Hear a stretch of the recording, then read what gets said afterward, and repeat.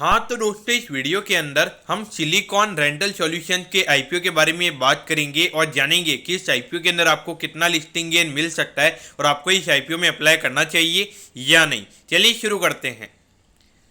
तो देखिए, सबसे पहले हम ये जानेंगे कि ये कंपनी क्या काम करती है। देखिए, ये कंपनी 2016 में ये कंपनी स्टार्ट हुई थी, यानी कि लगभग 5 से 6 साल ये कंपनी को स्टार्ट हुए हो चुके हैं। तो देखिए, ये कंपनी जो आईटी के जो इक्विपमेंट्स होते हैं वो ये कंपनी रेंट पे देने का ये कंपनी काम करती है। जैसे कि अगर आप देखोगे, लैपटॉप हो गया, प्रिंटर्स हो गया, फिर उसके अलावा जो सीसीटीवी कैमराज, प्रोजेक्टर्स और जो स्टोरेज डिवाइसेस होते हैं, तो ये सारे कंपनी जो डिवाइसेस है, ये सारे डिवाइसेस कंपनी खरीद के रखती है। और अगर कोई भी स्मॉल एंटरप्राइज या फिर मीडियम एंटरप्राइज जिन्हें भी जब भी रिक्वायरमेंट होती है तो उन्हें रेंटल बेसिस पे ये कंपनी वो प्रोवाइड करवाने का ये कंपनी काम करती है। अगर हम देखेंगे तो ये कंपनी 1 दिन से लेकर 3 साल तक लोगों को रेंट देने का काम करती है, यानी कि 3 साल तक के लिए भी अगर आपको ये डिवाइसेज अगर रेंट पे लेने हैं तो ये कंपनी प्रोवाइड करवाने का काम करती है। और अगर आपको सिर्फ 1 दिन के लिए भी अगर आपको प्रोडक्ट चाहिए तो वो सर्विस भी ये कंपनी प्रोवाइड करवाने का काम करती है।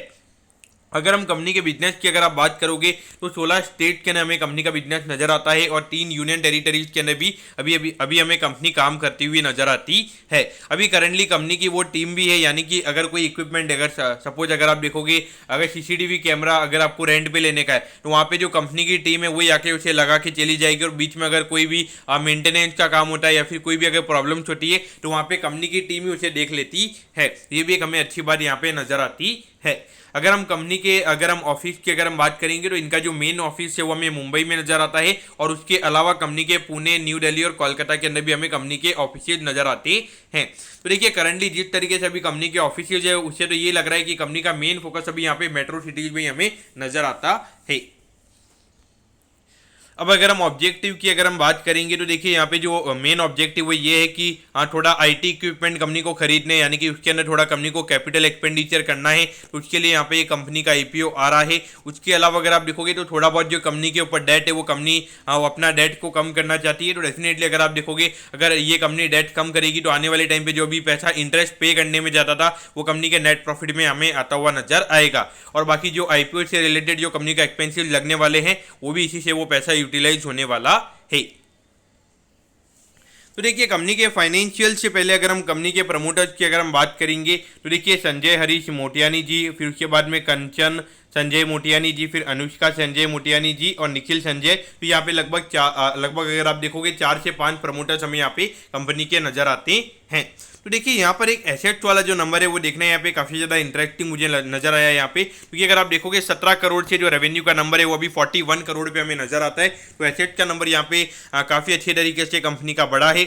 अगर हम रेवेन्यू की अगर हम बात करेंगे, 12 करोड़ से रेवेन्यू पे अभी कंपनी 24 करोड़ के रेवेन्यू पे ये कंपनी नजर आती है और 2 करोड़ के नेट प्रॉफिट ये कंपनी हमें लगभग 7.5 करोड़ के लगभग के नेट प्रॉफिट पे ये कंपनी हमें अभी यहाँ पे नजर आती है। तो देखिए, एक बार अगर आपने इक्विपमेंट वगैरह खरीद लिए तो आपके लिए वो एक एसेट कहलाता है, तो वो एसेट को आप लगातार डेप्रिशिएट करते रहते हो। तो उस पॉइंट ऑफ व्यू से, और अगर आप वहाँ पे अगर आपको लगातार रेंट वगैरह मिल रहा है तो एक तरीके से ये भी देखा जाए तो अगर आपने एसेट को खरीद लिया तो वहाँ पे सिर्फ आपको डेप्रिसिएशन वाली कॉस्ट वहाँ पे लगने वाली है। तो उस पॉइंट ऑफ व्यू से देखा जाए डेफिनेटली एक तरीके से एक लिटिल काइंड ऑफ ये एसेट लाइट बिजनेस मॉडल भी हमें यहाँ पे नजर आता है।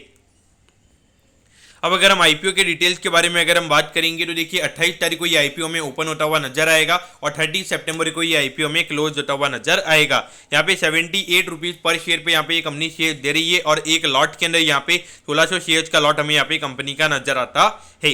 अगर हम इश्यू साइज की बात करेंगे तो 21 करोड़ 15 लाख रुपए का हमें यहाँ पे ये आईपीओ नजर आता है, यानी कि लगभग 11.5 से 12 लाख के लगभग अगर आप देखोगे, लगभग 11 करोड़ के लगभग हमें ये नंबर यहाँ पे रिटेल कोटा का नजर आता है, यानी कि 11 करोड़ के लगभग यहाँ पे रिटेल कोटा के लिए रिजर्व्ड है, 11 करोड़ के लगभग यहाँ पे एचएनआई कोटा हमें यहाँ पे नजर आता है। बाकी कंपनी के प्रमोटर्स के लिए हमने ऑलरेडी बात करी ली है और बीएसई के एसएमई प्लेटफॉर्म पे ये कंपनी लिस्ट होने वाली है। अब अगर हम यहाँ पे टाइम टेबल की अगर हम बात करेंगे तो देखिए, 6 तारीख को आपको पता चल जाएगा कि आपको अलॉटमेंट मिला है या नहीं। 7 तारीख को आपको रिफंड मिल जाएगा अगर अलॉटमेंट नहीं मिलता है और 10 अक्टूबर को आपके डीमैट अकाउंट में शेयर्स आ जाएंगे अगर आपको अलॉटमेंट मिलता है और 11 अक्टूबर को ये कंपनी हमें लिस्ट होती हुई नजर आएगी।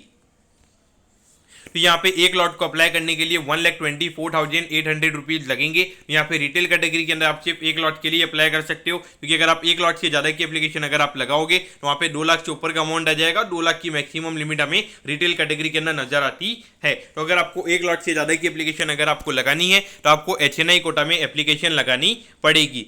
तो क्या एट दी एंड क्या आपको इस आईपीओ में अप्लाई करना चाहिए? तो देखिए बिजनेस मॉडल यहाँ पे काफी अच्छा नजर आता है, और जिस तरीके से अगर आप देखोगे ये जो फेस्टिवल सीजन वगैरह होते हैं तो ये नॉर्मली जो डिवाइसेज वगैरह की रिक्वायरमेंट होती है, ये स्मॉल एंटरप्राइजेस को यहाँ पे काफी ज्यादा रिक्वायरमेंट रहती है। उन्हें पूरे साल नहीं रहती है, यानी कि 1-2 महीने उन्हें रिक्वायरमेंट रहती है। तो पॉइंट ऑफ व्यू से देखा जाए डेफिनेटली ये जो बिजनेस है आने वाले टाइम पे डेफिनेटली ग्रोथ हुआ नजर आएगा, क्योंकि बहुत सारे ऐसे लोग होंगे जिन्हें पूरे साल के लिए या फिर उन्हें लग रहा होगा कि पूरा पैसा मैं एक बार में नहीं डालूं, इसे मैं लेके रेंट पे कर लूं। तो वो चीजें उस पॉइंट ऑफ व्यू से देखा जाए डेफिनेटली जो बिजनेस मॉडल की अगर आप बात करोगे काफी अच्छा बिजनेस मॉडल नजर आता है, और कंपनी के फाइनेंशियल्स भी काफी अच्छे स्ट्रॉन्ग नजर आते हैं। और अभी कंपनी फंड रेज करेगी तो वहां पे लगभग 5 से 6 करोड़ का कंपनी का डेट कम हो जाएगा। तो उस पॉइंट ऑफ व्यू से देखा जाए डेफिनेटली कंपनी अच्छी नजर आती है। वैल्यूएशन वाइज भी नॉर्मल काइंड ऑफ वैल्यूएशन पे कंपनी का आईपीओ आ रहा है, तो मेरे ख्याल से listing in point of view से भी अप्लाई करना चाहिए। और अगर बाई चांस अगर आपको लिस्टिंग के बाद में अगर अलॉटमेंट नहीं मिलती है तो उसके बाद में अगर आपको ओपन मार्केट से अगर बाय करने की इच्छा है तो भी मेरे ख्याल से यहाँ पे एक long term point of view से यहाँ पे इन्वेस्ट किया जा सकता है। तो दोस्तों मैं होप करता हूँ कि सिलिकॉन रेंटल सॉल्यूशन के डिटेल्ड एनालिसिस के बारे में आपको सब कुछ समझ में आ गया होगा। अगर आपकी कोई भी क्वेरीज है आप कमेंट कीजिए, मैं जरूर आपके कमेंट पर रिप्लाई करूंगा। ओके दोस्तों, thank you, have a nice day.